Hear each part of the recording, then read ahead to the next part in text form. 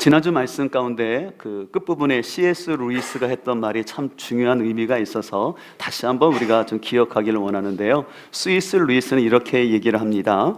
교회가 천국을 향하면 세상을 덤으로 얻게 될 것이다. 그러나 교회가 세상으로 향하면 천국도 잃게 되고 세상도 잃게 될 것이다 라고 얘기했습니다. 이 교회를 우리 자신으로, 우리 성도로 대입하면 좋겠죠. 그래서 우리가 성도가 세상으로 향한다면 우리는 천국도 또 세상도 잃게 될 것입니다. 그러나 우리가 천국을 소망하며 나갈 때 우리는 천국뿐만 아니라 또 이 세상도 덤으로 얻게 되는 은혜가 있을 줄 믿습니다.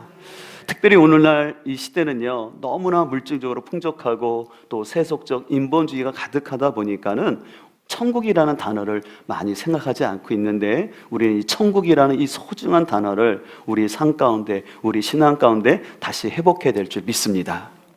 근데 여러분, 한 가지 우리가 천국에 대한 이해에 있어서 조심할 것이 있는데요, 우리는 천국의 이해를 할 때 성경이 말씀하는 데까지만 이해하고 말씀을 벗어난 신비주의적 경험에 대해서는 우리가 잘 분별을 해야 합니다.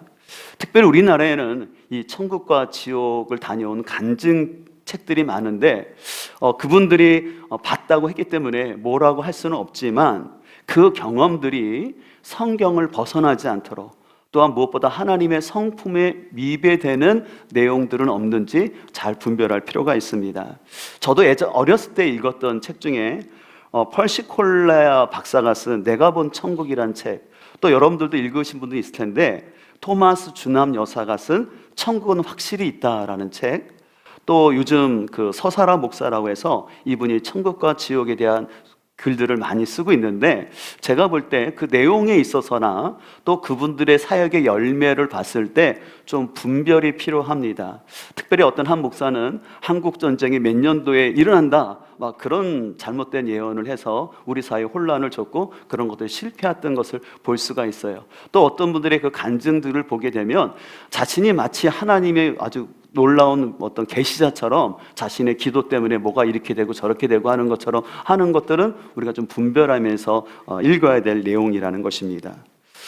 우리가 기억할 것은 하나님은요, 분명히 성경을 통해서 우리에게 천국과 지옥을 필요한 만큼 알려주셨다라는 믿음을 가지고 성경이 더 이상 말하지 않는 부분을 더 내가 알려 하다가 미혹에 빠지지 않도록 우리는 늘 조심을 해야 합니다. 자, 이러한 사실들을 우리가 염두에 두고 오늘은 천국의 위치와 모습에 대해서 성경이 어떻게 가르치고 있는지 함께 살펴보고자 하는데요. 여러분들은 천국이 어디에 있다고 생각하시나요? 대부분의 사람들은 아마 하늘 위 아니면 어떤 지구를 벗어난 은하계의 어떤 행성일 거라고 사람들이 생각하는 것 같습니다. 또 어떤 사람은 반대로 천국은 어떤 특정한 공간이 아니라 지금 이 지구의 자연을 잘 보존하고 이 사회를 변혁시켜서 이 땅을 유토피아로 만들어야 한다라고 주장하는 사람들도 있습니다. 그렇다면 과연 천국은 어디에 있는 것일까요? 오늘 본문 1절을 보면 이렇게 말씀하고 있습니다. 또 내가 새 하늘과 새 땅을 보니 처음 하늘과 처음 땅이 없어졌고 바다도 다시 있지 않더라 라고 말하고 있습니다. 오늘 사도 요한은 하나님이 보여주신 계시 가운데 하나님이 창조하셨던 처음 하늘과 첫 이 땅은 사라지고 새 하늘과 새 땅이 만들어졌다라고 얘기하고 있습니다.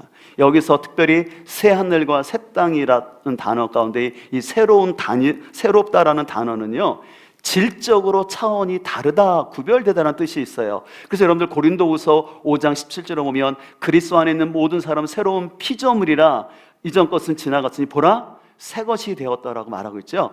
똑같은 새로움이라는 단어를 사용하고 있어요. 그래서 요한이 봤을 때 지금 우리가 살고 있는 처음 하늘과 땅은 순식간에 없어지고 아주 완전하고 아름다운 새 하늘과 새 땅으로 변화될 것을 말씀하고 있습니다.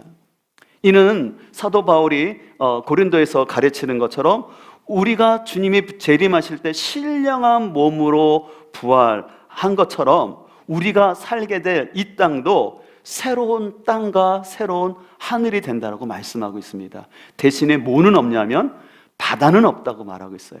왜 바다가 없냐면요, 성경에서 바다라는 것은 악의 세력이 나타나는 거고 인간이 통제할 수 없는 무서운 곳이라고 생각하고 있었기 때문에 이 천국에는 강은 있지만 바다는 없다라고 성경은 얘기하고 있습니다.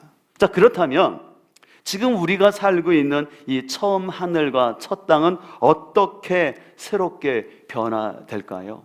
바로 베드로 후서 3장 10절은 이렇게 말합니다.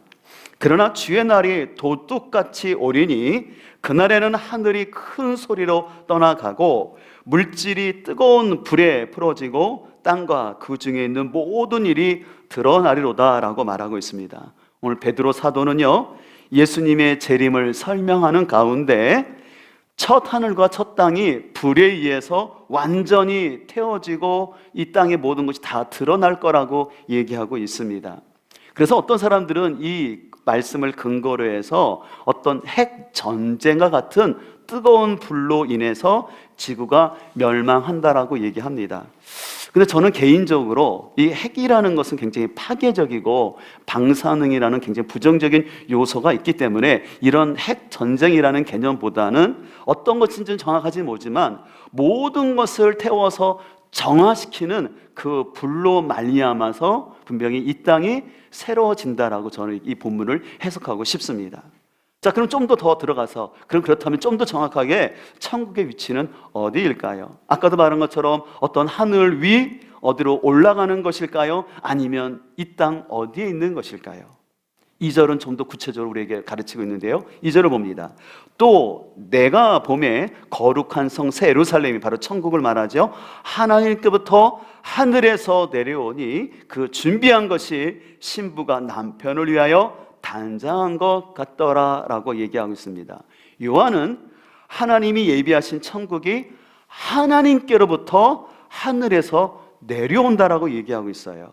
특별히 여기서 우리는 내려온다라는 단어에 좀 관심을 가져야 되는데, 우리는 기본적으로 천국을 올라간다라는 표현들을 많이 쓰기 때문에 이 내려온다라는 의미가 우리가 좀 새롭게 다가올 수 있어요. 그러나 분명히 사도 요한은 말합니다. 신부가 남편을 위해서 예쁘게 단장한 것 같이 우리 주님께서 우리를 위해서 예비하신 그 천국이 하늘로부터 하나님께로부터 우리 가운데 내려온다라고 분명하게 얘기하고 있습니다.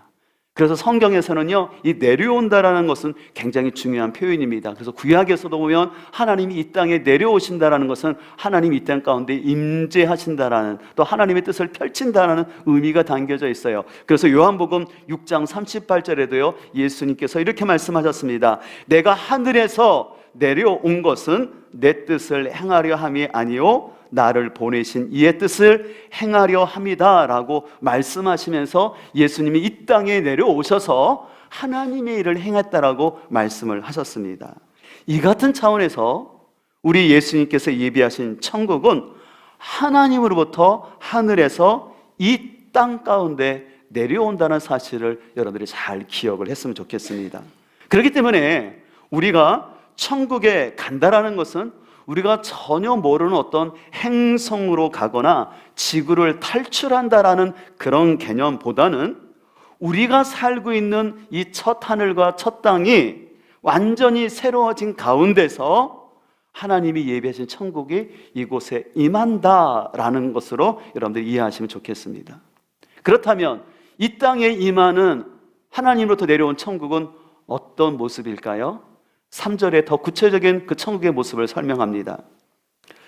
내가 들으니 보좌에서 큰 음성이 나서 이르되 보라 하나님의 장막이 사람들과 함께 있음에 하나님이 그들과 함께 계시리니 그들은 하나님의 백성이 되고 하나님은 친히 그들과 함께 계셔서 모든 눈물을 그 눈에서 닦아주시니 다시는 사망이 없고 애통하는 것이나 곡하는 것이나 아픈 것이 다시 있지 아니하리니 처음 것들이 다 지나갔음이라 라고 얘기하고 있습니다. 오늘 사도 요한은 천국의 특징을 설명하면서 가장 반복해서 설명하는 단어가 있어요. 그것은 뭐냐면 하나님이 함께 하신다라는 거예요. 그러면 천국은 어떤 곳입니까? 하나님이 함께 하는 곳이라는 거예요. 그래서 하나님이 함께 하시기 때문에 그곳에는 죄와 악이 들어올 수가 없습니다. 또 그것은 우리 이 땅의 죄와 악으로 발생하는 눈물과 고통과 애통하는 것, 아픈 것이 없는 곳이라고 성경은 강조하고 있습니다. 저는 이 말씀을 묵상할 때마다 참 이 말씀이 너무 좋아요. 왜냐하면 우리 성도들 중에서도 참 육신의 질곡 가운데 있는 성도들을 생각할 때, 또 사람들이 알지 못하는 애통함을 가지고 눈물 흘리는 우리 성도들이 있는 것을 볼 때마다 하나님, 이 땅에서는 저들의 육신의 아픔과 저들의 눈물을 다 닦아줄 수 없지만 우리 주님이 다시 오시는 그 천국에서는 모든 것이 없고 새로워지는 그곳, 저는 이곳이 우리 모두의 소망 되기를 간절히 소망합니다. 그런 의미에서 포스터는 이런 말을 합니다. 하늘나라는 천국을 말하는데 영혼에 이르는 잠을 자는 휴식의 장소가 아니다. 이는 땅과 고생에서 탈출하는 찬란한 유의요, 완전한 만족감과 성취감 속에 하나님 앞에서의 끝없는 즐거움이요 교제이다. 저는 이 말에 100% 동감을 합니다. 여러분, 천국이라는 것은요, 단순히 지루한 곳이 아니에요. 많은 사람들이 천국을 생각할 때 천국에서 늘 하나님만 찬양하고 있으니까 굉장히 지루할 것처럼 생각해요. 또 천국은 마치 조용한 도서관처럼 굉장히 정적인 곳으로 생각하고 있는데요, 아니에요. 여러분들, 천국은요 굉장히 역동적이고 활발한 모임들이 있고 그곳에는 웃음이 가득하다라고 성경은 말씀하고 있어요. 여러분, 그것을 더 어떻게 알 수 있냐면 이 천국의 크기와 규모를 보면 이 천국이 얼마나 역동적인 곳인지를 우리가 짐작을 할 수가 있습니다. 자, 그래서 요한계시록 21장 10절은 이렇게 말씀하고 있어요. 성령으로 나를 데리고 크고 높은 산으로 올라가 하나님께로부터 하늘에서 내려오는 거룩한 성 예루살렘을 보니 하나님의 영광이 있어 그 성의 빛이 지극히 귀한 보석 같고 벽옥과 수정같이 맑더라라고 얘기하고 있습니다. 오늘 사도 요한은 11절에서 천국은 하나님의 영광이 가득한 곳이어서 지극히 귀한 보석과 수정같이 맑다라고 얘기합니다. 또 19절을 여러분들 보게 되면요, 뭐라고 말씀하고 있냐면 그 천국의 성곽의 기초가 각종 보석들로 되어 있고 또 성의 길은 맑은 유리 같은 정금으로 되어 있다고 말하는데, 이것은 뭐냐면 하나님이 계신 천국의 아름다움을 표현하는 단어들입니다. 여기서 우리가 한 가지 조심해서 봐야 될 것은, 요한은 이 천국을 묘사할 때 모모와 같고 모모와 같이라는 단어를 썼어요. 왜 모모와 같다, 모모와 같이라고 썼냐면 당시에 우리가 가진 언어로는 이 하나님 나라를 다 설명할 수가 없는 거예요. 표현할 수가 없는 거예요. 그래서 이 천국을 우리가 쉽게 이해할 수 있도록 하기 위해서 그 당시 사람들이 소중하고 비싸게 생각하고 있는 이 보석들의 이름을 통해서 천국은 이와 같은 곳이라고 비유적으로 설명하는 것입니다. 그렇기 때문에 천국이 단순히 보석으로 이루어졌다라는 의미보다는 천국은 보석처럼 아름답고 가치가 있는 것으로, 무엇보다 하나님이 그곳에 계시기 때문에 하나님의 영광이 가득한 곳이라고 말씀하고 있다는 것이에요. 또 12절을 보실까요? 12절을 보게 되면 천국에는 12문이 있는데 이 12문은 구약의 12지파라고 얘기하고요. 또 14절을 보게 되면 성곽의 12 기초석이 있는데 12 사도의 이름으로 되어 있다고 말합니다. 이것은 천국은 어떤 곳이냐면 구약과 신약 말씀의 성취가 된 곳으로서 열방의 수많은 백성들이 모여 있는 것이 천국이라는 것이에요. 제가 이 설교를 준비하면서 어떤 유튜브를 봤는데 이런 표현이 있어요. 천국은 믿는 사람당 1000명 중에 1명만이 가는 곳이다 라고 얘기하는데, 그것은 굉장히 위험한 말이에요. 마치 천국을 어떤 영적 엘리트나 어떤 뛰어난 소수의 사람들만 가는 것으로 생각하는 것은 하나님 말씀에 안 맞아요. 왜냐하면 요한복음 3장 16절에도 하나님이 세상을 이처럼 사랑하사라고 말씀하셨잖아요. 독생자를 주셔서 우리가 다 영생 얻기를 원하는 게 우리 하나님의 뜻인데 어떤 영적 엘리트들만 소수만 가는 천국이라고 그렇게 생각할 필요는 없는 것입니다. 더 중요한 것은 오늘 15절을 보게 되면 이제 천국의 크기가 나와요. 여러분들 이 부분은 좀 어려운 부분이 있기 때문에 잘 이해하고 들으셨으면 좋겠어요. 16절을 보게 되면 그 성은, 천국은요, 네모가 반듯하여 길이와 너비가 같다라고 말하고 그 갈대자로 그 성을 측량했는데 12,000 스타디온이라고, 그러면서 길이와 넓이와 높이가 같더라고 말하고 있습니다. 자, 그래서 여러분 저를 보세요. 이 천국의 길이와 이 넓이와 높이가 같다라는 것은 뭐냐면 정육면체라는 거예요. 쉽게 말해서 여러분들 큐브 있죠? 여러분들 큐브. 그래서 정육면체로서 아주 균형 잡힌 모습을 하고 있다라는 것이에요. 자, 그래서 이 천국의 길이와 높이와 너비가 똑같다라는 것은 뭐냐면 실은 성막 안에 지성소랑 똑같아요. 지성소가 길이와 넓이가 똑같거든요. 그런 차원에서 천국은 하나님이 임재하시는 곳이기 때문에 그 천국의 완벽성을 얘기하는 것입니다. 그러면서 그 길이가 각각 12,000 스타디온이라고 얘기하고 있어요. 여러분들 로마 시대의 그 경기장을 스타디움이라고 했어요. 그래서 여기서 나온 단어가 스타디움이라는 단어예요.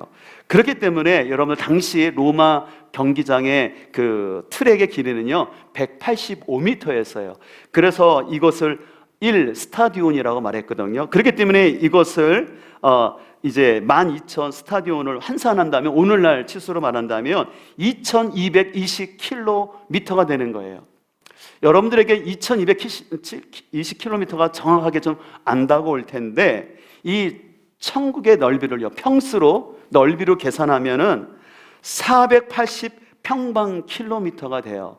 참고로요 여러분들 1평방킬로미터는 30만 2,500평이라는 거예요. 감이 오시나요? 뭔가 숫자를 얘기하는 것 같은데 감은 잘 안 오죠. 그래서 좀 더 이해를 돕기 위해서 제가 자료를 찾아봤는데요, 우리 남북한의 크기가 22만 평방킬로미터라고 해요. 그렇다 보면은 천국은 한반도의 22배가 된다라는 것이에요.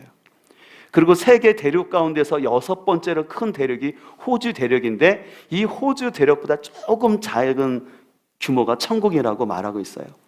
그래서 설교를 제가 준비해서 자료를 찾다가 재미있는 그림이 있어서 여러분 하나님께 보여드리려고 하는데요, 뭐냐면 지구본 위에다가 이렇게 정육각형으로 된 걸 올려놨어요. 그러니까 저 정도가 천국의 크기라고 이렇게 표시를 했는데 여러분들 저거 봤을 때 생각한 것보다 천국이 작다라고 생각하실 수가 있는데요, 그렇지는 않습니다. 왜냐하면 여러분들 현재 세계에서 가장 높은 건물이 어떤 빌딩이죠? 그러면 두바이에 있는 그 부르즈 할리파라는 그 빌딩인데 그게 총 지상만 163층인데 높이가 828m예요. 그러니까 1km가 안 되죠. 근데 천국은 어떻다라는 거예요? 1km가 아니라 2220km라는 것이에요. 그렇게 생각한다면 여러분들 대기권을 벗어나는 거죠. 원래 대기권은 위치마다 그 명칭이 다르잖아요. 보통 1000km까지가 대기권이라는데 이 대기권을 벗어날 수 있는 훨씬 큰 크기인 것을 알 수 있어요. 또 여러분 세계에서 가장 큰 도시 중에 하나가 뭐냐면 뉴욕이라고 해요. 근데 뉴욕이 그 큰 도시 뉴욕 7000개가 들어갈 수 있는 공간이 천국이라고 합니다.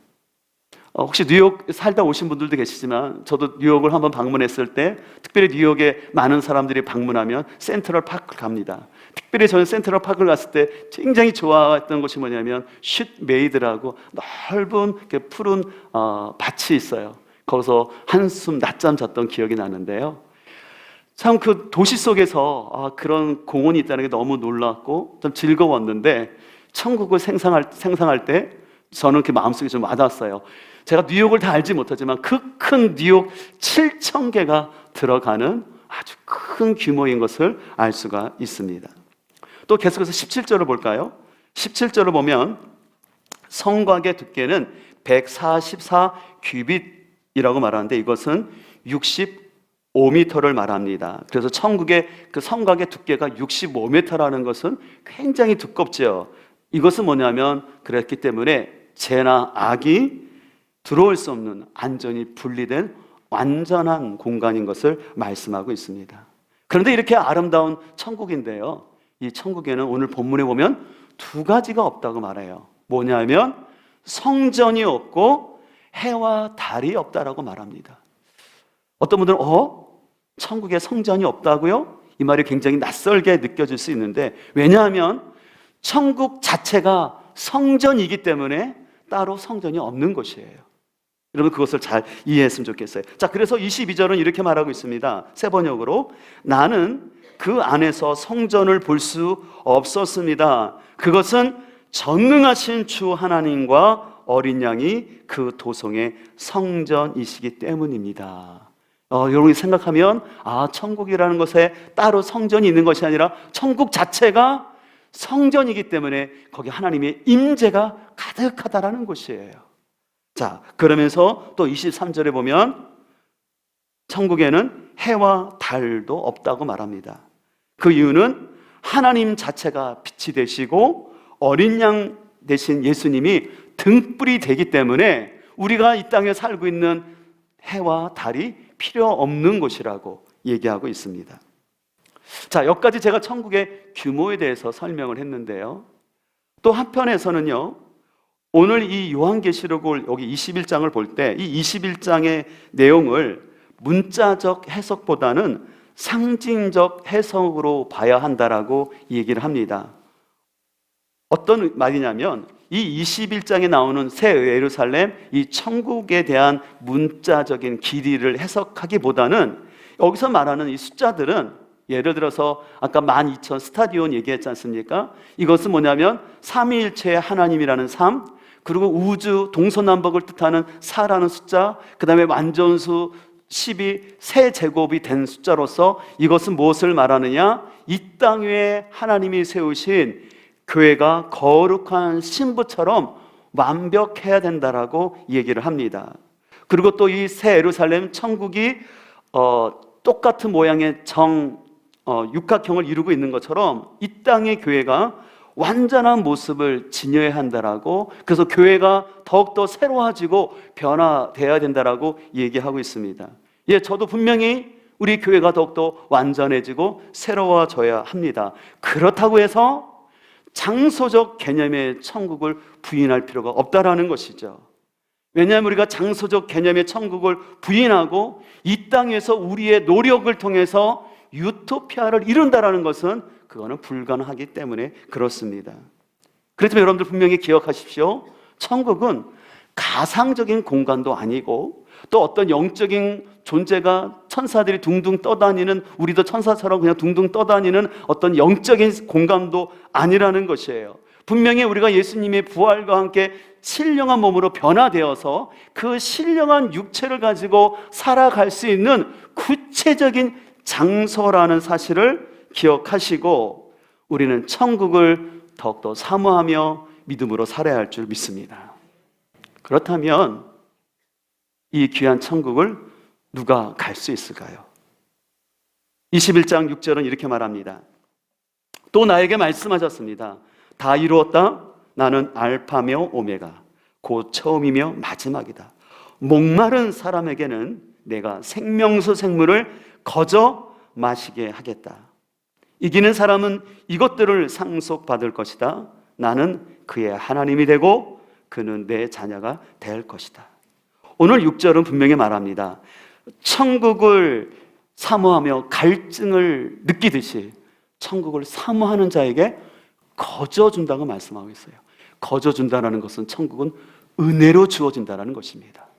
우리의 노력으로 이루어지는 것이 아니라 하나님의 은혜를 사모하는 자에게 거저 주신다는 것이에요. 근데 그와 동시에 7절은 분명히 말씀합니다. 이기는 자들에게 이 천국의 상속자들이 될 거라고 말씀하고 있어요. 그렇다면 우리가 어디서 이겨야 할까요? 8절은 계속해서 말합니다. 그러나 두려워하는 자들과 믿지 아니하는 자들과 흉악한 자들과 살인자들과 음행하는 자들과 점술가들과 우상숭배자들과 거짓말하는 모든 자들은 불과 이양으로 타는 못에 던져지리니 이것이 둘째 사망이라고 말하면서 지옥에 가는 사람들은 어떤 사람이냐? 신앙을 타협하고 변질하는 사람들, 또한 끝까지 예수님을 믿는 것이 아니라 중간에 포기하는 사람들, 또한 세상적인 욕망을 가지고 살아가면서 죄를 짓는 사람들, 이 사람들에게는 천국이 허락되지 않는다고 성경은 얘기하고 있습니다. 이에 반해서 이긴 자들에게는 거룩한 신부가 되어서 세상의 유혹 속에서도 하나님의 백성으로서의 정체성을 가지면서 끝까지 하나님이 자기에게 주신 사명을 감당하는 사람에게는 이 천국이 주어질 거라고 말씀하고 있어요.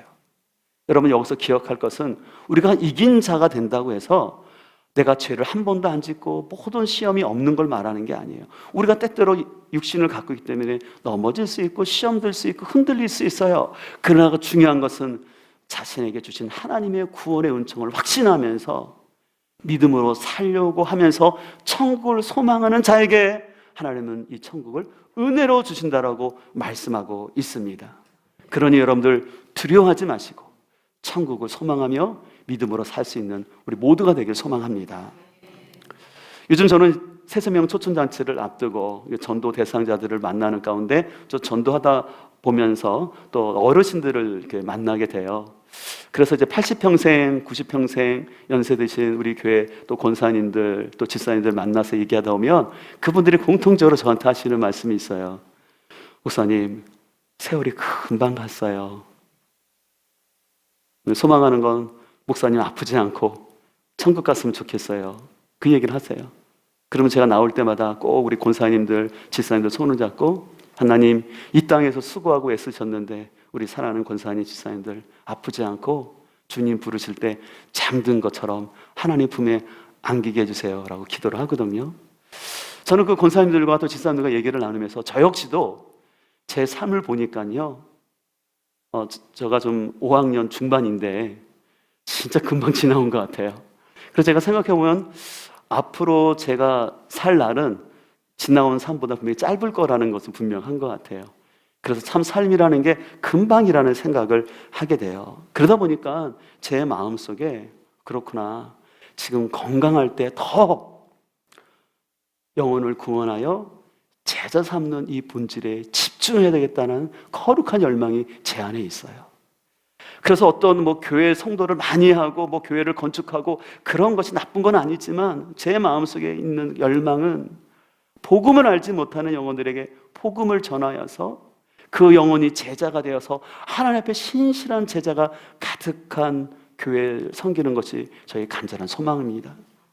성도 여러분은 부족한 저를 위해서 기도해 주실 때 제가 계속해서 영혼 구원하여 제자 삼는 일에 잘 집중하며 나아갈 수 있도록 우리 성도 여러분들이 기도해 줬으면 좋겠습니다.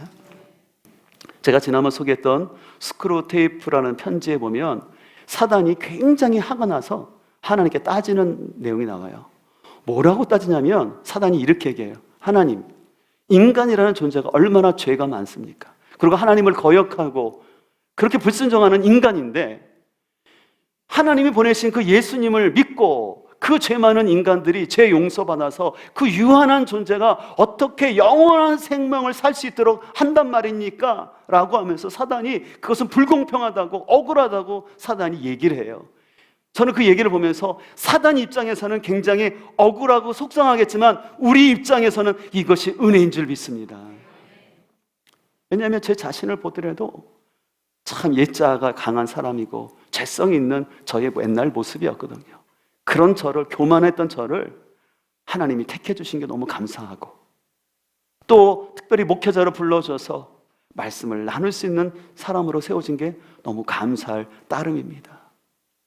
더 감사한 것은 이 땅에서 제 삶이 끝냈을 때 그냥 사라지는 것으로 끝나는 것이 아니라 영원한 천국에서 더 기쁘게 하나님을 섬길 수 있다는 것이 얼마나 감사한지 모릅니다.